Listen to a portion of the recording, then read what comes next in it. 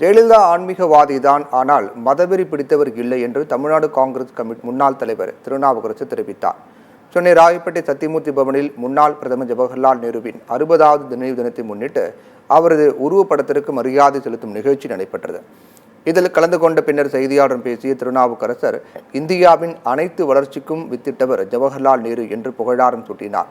முல்லை பெரியாறு அணை, காவிரி பிரச்சனை எதுவாக இருந்தாலும் கட்சி சார்ந்து பேசாமல் சட்ட ரீதியாக நடவடிக்கை எடுக்க வேண்டும் என்றும் அவர் கூறினார். ஜெயலலிதா இந்துத்துவவாதியா என்று செய்தியாளர்கள் கேட்டதற்கு, ஜெயலலிதா ஆன்மீகவாதிதான், ஆனால் மதவெறி பிடித்தவர் இல்லை என்று கூறினார். சாமி கும்பிடுகிறவர்கள் எல்லோரையும் மதவாதிகள் என்று கூறிவிட முடியாது என்று திருநாவுக்கரசு தெரிவித்தார்.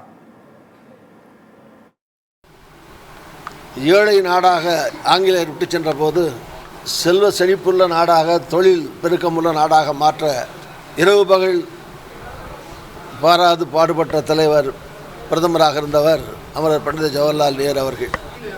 இந்திய திருநாட்டில் இன்றைக்கு இருக்கிற அனைத்து வளர்ச்சிக்கும் அஸ்திவாரம் போட்ட பிரதமர், அதற்கான ஃபவுண்டேஷன், அதற்கான அஸ்திவாரம், அதற்கான ஆரம்பம் தந்தவர் பண்டித ஜவஹர்லால் நேரு. அது அலையன்ஸை வச்சு பேச்சுவார்த்தை மூலமாக இல்லை, சட்ட ரீதியாக. அதுக்குத்தானே நடுவர் மன்றம் இருக்குது, ஆணையங்கள் இருக்குது, உச்சநீதிமன்றம் இருக்குது, மத்திய அரசு இருக்குது. இவங்க மூலமாக தான் நிவாரணம் பேச முடியுமே தவிர கட்சி பேசுகிற விஷயம் கிடையாது அது.